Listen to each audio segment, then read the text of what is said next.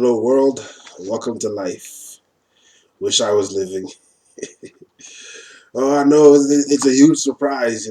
Satan's gay. And it's about time everybody knows that. And I know I've said in the past that Satan's gay, but I've never really proved it from the Bible that this guy is really, he really, wants men. But yeah, I plan on I will show you today, and I will finally put Satan out the closet for you. I'm telling you, if the endless hanging out with dudes and wanting dudes to follow him didn't wasn't a red flag enough, I will give you I will strike Satan out as gay without any reasonable without any shadow of doubt. All right, number one, strike what are you, Satan? Satan says, "Follow me, and I will make you a fisher of men." I don't know, but God said He wants people of all nations and languages, people, nations, and languages. Satan just looks for men. Follow me, and I will make you a fisher of men. As if that's enticing to me. Looking for men. I mean, I,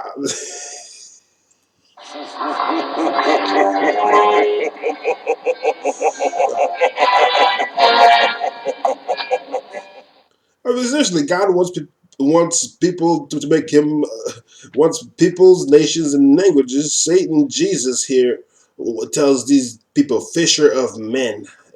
So Jesus looks only for men.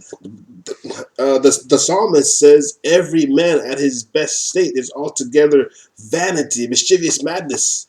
And Jesus here, all he wants is men. Strike what are you, Jesus? You fisher of men. Strike two is when Jesus tries to change God's law. He says, if you look at a woman lustfully, you are already guilty of adultery. I don't know. The Bible tells me that if do not commit adultery. And Jesus says not to add with his own words. I condemn Jesus with his own words.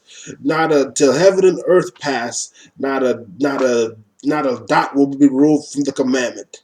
Well, then you just changed the commandment. Also, you've condemned every straight man alive. Don't look at a woman lustfully. I mean, Satan. I'm not saying anything. All I'm saying is strike two on you, Jesus, because come on, world, come on. That was the hardest commandment ever. Do not commit adultery. To me, before I'm like, that's the hardest commandment ever. It's right, but it's the hardest commandment. But here Satan, there was not a adultery problem back then, where Jesus is at now, where women are just showing themselves, in thongs and that kind of stuff. Nah, it's just it's Satan who's gay, who's showing you who he is. So you can't look at a woman lustfully. I mean, so Satan, obviously, you don't look at a woman lustfully, or else you'd be a hypocrite, wouldn't you? Wouldn't you be a hypocrite if you're looking at a woman lustfully? So you just that's what Satan is telling you, world. He does not look at women lustfully. So I mean, if that doesn't prove he's gay, then I don't know what does. Strike three is where I mean, okay. Then Jesus, beholding him, loved him. Hmm. Jesus, looking at a rich young ruler, he loved him. That's what his disciples wrote about him, based on the way Jesus was looking at this rich young ruler. I mean, Jesus seems to just have a thing for the rich young guys here. I mean, you're beholding him and you loved him. I mean, Jesus, you're out. There's no need to go forward, Jesus. I mean, I can't look at a woman lustfully, but your gay self looking at a rich young guy, you loved him. Come on, world. Do I have to go? He's out. One, two, three. From the beginning, he showed you what he wanted: a fisher of men.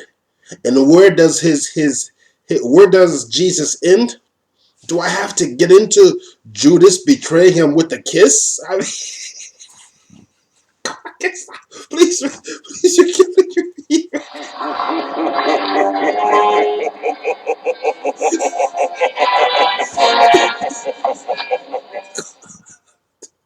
World accepted, man.